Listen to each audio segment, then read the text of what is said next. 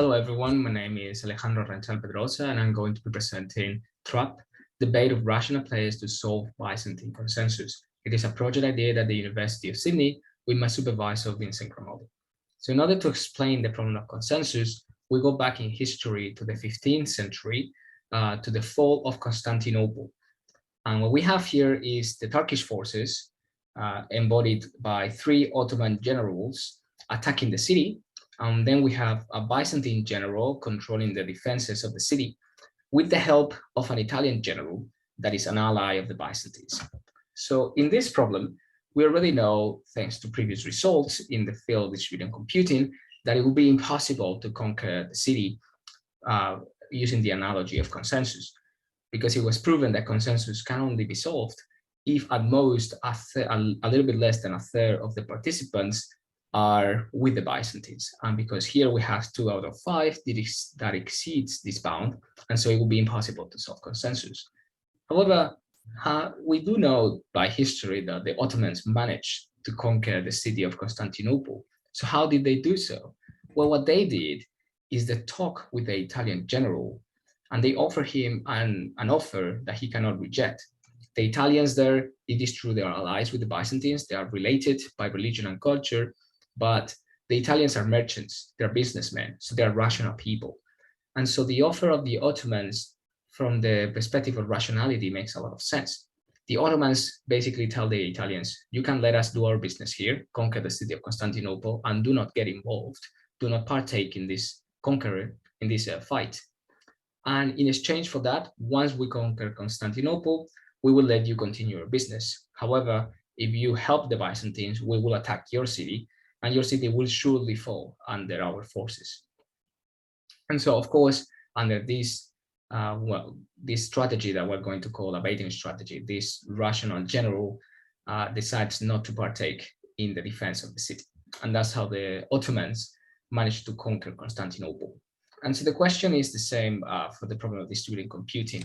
Can we do the same? Can we exploit players that collude in a Byzantine coalition, but that are not really Byzantine, that are more motivated by rational behavior? That's what we're trying to explore in this presentation. Before we get into how we solve the problem, though, let's explain a little bit more about the model. And so in particular, we go back to previous definitions of rational behavior with Byzantine behavior, such as the definition of K-resilience. An equilibrium is K-resilient if no group of up to K rational players can gain by deviating, even if they all coordinate. By this definition, a one resilient equilibrium is equivalent to a Nash equilibrium, but greater numbers of resilience are not equivalent to Nash equilibrium. So let's explain that in an example. Suppose we have a number of players and they all must play either 0 or 1. If everybody plays 0, then everybody gets 1. So that seems pretty good for everybody. It seems like the fair thing to do as well. If exactly 2 players play 1, then these 2 players get 2, which is very good for them, but everybody else gets 0. And in any other case, everybody gets 0. Now, it is clear that there is a Nash equilibrium in everybody playing 0, because everybody will get 1, and no single player can deviate from that joint strategy and increase its expected utility. However, the Nash equilibrium is not too resilient, because if exactly 2 players can coordinate and deviate from that joint strategy to play 1, then these 2 players will get 2, which is much better for them than getting 1, and everybody else will get only 0. So K-resilience is important to consider when we're considering coordinated behavior of rational players, but it does not define coordinated behavior with Byzantine players or arbitrary players. To do so, we have the definition of a T-immune protocol. A T-immune protocol is a protocol that tolerates up to T Byzantine players. And let's explain it in an example again. So again, we have a number of players. If everybody plays 0, then all these players get 2, which is the best case scenario for everybody. Anyone who plays 1 will get 1, which is better than 0, but it's not 2. And anybody who plays 0 will get 0 if not everybody else plays 0, which is the worst case scenario. So of course, if everybody was rational, it would make sense for everybody to play 0, because that's how everybody will maximize their individual profit, because everybody will get 2. However, as soon as there is just one crazy player who decides to play 1, that player gets 1, which is not that bad for him, and everybody else would get 0, which is horrendous. So in that sense, everybody playing 0 is K resilient for any K, but it's not even one immune. It does not tolerate even one player that is not rational, or that to our eyes is not rational, or is motivated by different things that we cannot foresee. So it is important to consider both equilibria. And a protocol, we consider both together by the definition of KT robustness. A protocol is KT robust if it tolerates up to T Byzantine faults and K rational plays. So again, the model, to finish up with the model, again, we are considering the problem of consensus, that is solving termination, agreement, and validity. And we consider that under the assumption of partial synchrony, which defines an unknown bound on the communication delay. So there is a bound, but we do not know it, contrary to synchronous protocols. We have 3 types of players. We already shown that. We have Byzantine players, represented by the devil, which have arbitrary or unknown utilities. We have rational players who we define are not interested in preventing consensus from taking place other than in order to cause a disagreement. And that is because in applications like blockchains and other applications in financial technologies, rational players might be interested in causing a disagreement because they can maximize their profit by stealing money from others, in that they can double spend their transactions and many other attacks that they can perform. And finally, we have correct players, which are the rest of the players, and we represent them by Alice and Bob.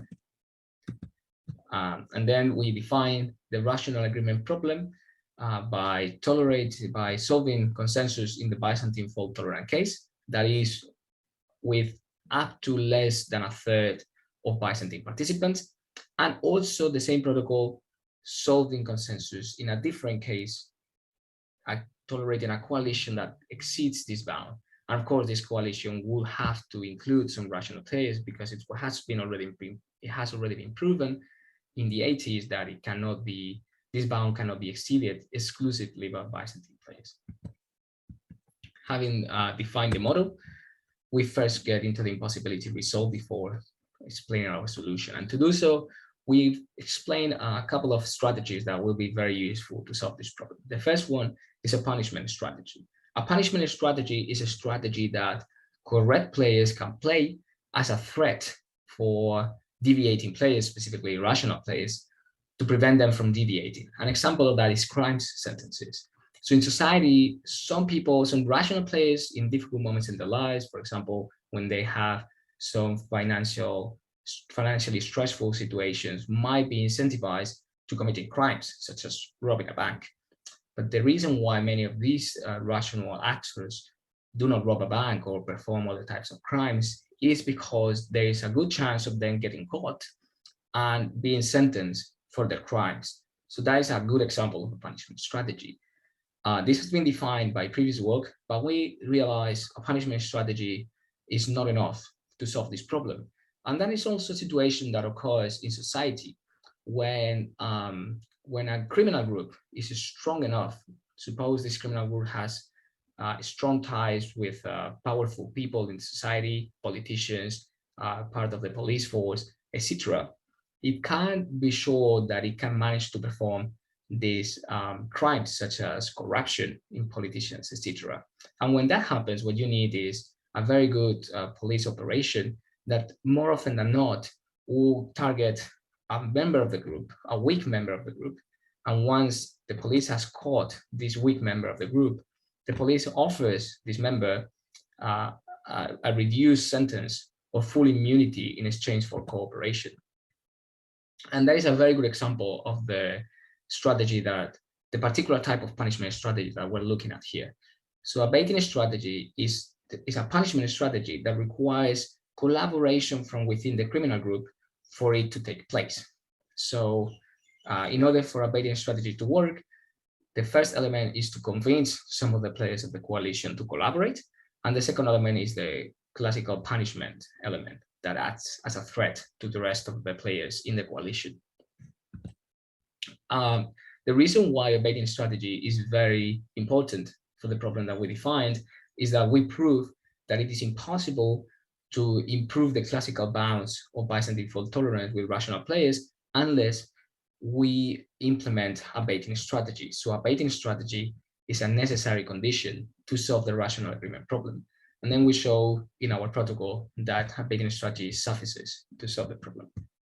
The protocol that we present is called TRAP, which stands for Tackling Rational Agreement Through Persuasion.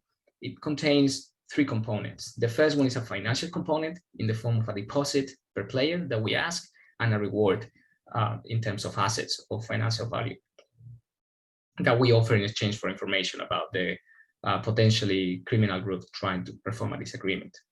Then we have an accountable consensus component, which is basically a consensus protocol that solves accountability. A polygraph is a good example. We will get into accountability in a moment. Normally, a consensus protocol generates a decision when it terminates, but in this TRAP protocol, it's going to generate pre-decisions. And these pre-decisions are going to be the input of the third component that we call the baiting component. The baiting component is in charge of resolving potential disagreements on pre-decisions, punishing players that are potentially responsible for this potential pre-decision, and rewarding whoever provided the information about these criminals. So first, let's explain accountability. So accountability, and we explain it here with an example of a blockchain, states that if there is a disagreement that we can see here, for example, this Byzantine player managed to cause a disagreement by convincing Alice to decide on this block, while convincing Bob to decide on this different block. So by accountability, Alice and Bob will eventually exchange certificates containing signatures that justify their particular decision. And once they cross-check these certificates, they can conclude that this Byzantine player is responsible for this disagreement.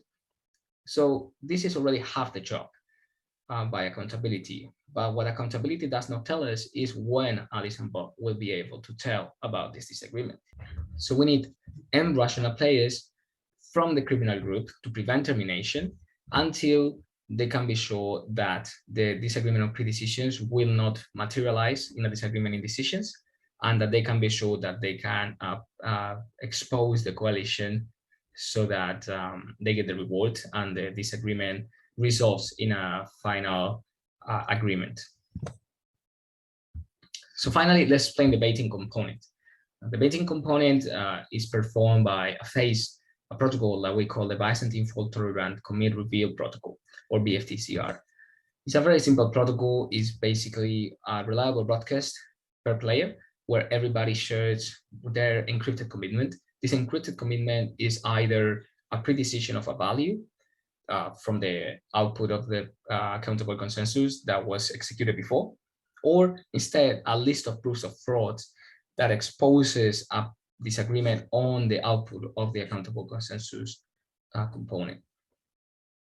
Then there's a second reliable broadcast where everybody acknowledges a number of commitments that they received in the previous group of reliable broadcasts. And finally, there's a final broadcast where everybody will share the decryption key to reveal the commitment. So explain that in more detail in this example where we have 7 players instead of 5. We have 2 Byzantines, 1 rational player, 2 Alices, and 2 Bobs. So what we have here is that it suffices for a disagreement to take place. It suffices with 3 players trying to cause a disagreement. There are 2 Byzantines, which for sure will try to do this, and there's a rational player that might be incentivized to perform a disagreement. So what the Byzantines do is they incentivize this rational player by offering him 1 Bitcoin. So at this moment, the rational player thinks, oh, if I deviate with the Byzantines, I will get 1 Bitcoin exchange. That seems like a pretty good offer. I'm going to try to do it. But what the TRAP protocol does is it requires everybody to deposit, for example, 1 Bitcoin. And then it offers 2 Bitcoins for the rational player if he exposes the 2 Byzantine players before the coalition manages to cause a disagreement on decisions. And so now the rational player is more interested in exposing the Byzantine players than in colluding with them. Let's explain it here in how the messages will work and how the rational player will behave in an execution. So suppose here we have just terminated the accountable consensus component. And up until this point, the rational player has colluded with the Byzantines. He has behaved exactly like a Byzantine player, which has led to a disagreement on pre-decisions. Here, Alice's has pre-decided on a value A, and Bob's have pre-decided on a value B. So this point is when the betting component starts, and that's when the rational player has a chance at exposing the coalition in exchange for a greater financial incentive for him. So that's exactly what he's going to do. The Byzantines will try and continue the disagreement up until the end of the betting component, but the rational player, instead of doing so, it will wait. It will wait until it receives certificates from Alice's and from Bob's, enough certificates to prove the disagreement or pre-decisions. When it does so, it will share the encrypted commitment to the proofs of frauds and wait until it receives enough acknowledgements from Alice's and from Bob's, and then reveal that in fact he knew about a disagreement of pre-decisions. So he will get the reward, and the Byzantines will be punished for that. And Alice's and Bob's will not disagree on the final output. So in the example before, we have shown a little bit about the financial component, but the most important thing to know about it is that, of course, we need to upper bound the maximum gain from disagreeing. So we upper bound the maximum gain by capital G. This is pretty easy to do in applications like blockchains. We just have to add, so you could upper bound the maximum gain on a decision of a block by just adding up all the amount spent in all of the transactions of that block, and that would be the maximum gain. For ease of expositions, we also assume that rational players get an equal share, whereas Byzantine players do not get anything from that maximum gain because they do not need to be incentivized to deviate their Byzantine. And then we offer a reward. So one would think, oh, as long as the reward is greater than this equal share, that will suffice. But that's not really the case for all cases, because more than one rational player might be required to bait. In particular, we have n players that will be required to bait. Only one of them will get the reward. And what's more than that, the rest of them will lose their deposit. So what we have here is that the probability of being selected among the baiters, the n baiters, multiplied by the reward minus the probability of not being selected among the n baiters, multiplied by the deposit that they will lose, has to be greater than the equal share from deviating. We have another restriction, which is that the reward must be paid entirely by the deposits slashed from the provably fraudulent players, so that the correct players never have to pay for this reward. And so what we have is a system that is solvable. And we have here a few examples depending on the maximum gain. For example, for 100 coins, if every player deposits 3 coins, then we can offer a reward of a little bit more than 100 coins, and that will suffice for enough rational players to play the baiting strategy. So we finally get into the result, and we show that the trap protocol is K2 robust for the rational agreement problem for these values of rational players and Byzantine players. So let's show it here with examples. For example, a little bit less than a third of rational players with less than a sixth of Byzantine players, for a total of up to less than half of the players being either Byzantine or rational, or directly less than half of rational players without any Byzantine player, or the other edge case where there is no rational player and instead we have the classical less than a third of Byzantine players. So going back to the beginning of the presentation, from previous results, we knew that consensus was only possible if the deviating coalition contained less than a third of the generals. But we know that Constantinople was conquered, and now thanks to the trap protocol, we know that consensus is actually solvable if we find out about players in the coalition that are not Byzantine, that are Italian, or that are rational. So we extend that classical theorem by saying consensus is only possible in the classical case, and also if there is a baiting strategy for the cases where the size of the coalition exceeds a third of the participants. As conclusions, we have presented the first protocol that solves the rational agreement problem that exceeds that classical bound of less than a third of the generals. We believe this protocol is crucial for blockchains and other applications where rational behavior is naturally found because of the financial incentives involved in the decisions that take place. And as future work, of course, we want to consider the repeated game, which will reflect better the behavior of blockchains rather than a single shot consensus. So that would be all. Thank you, everyone. And now we can go on to the questions.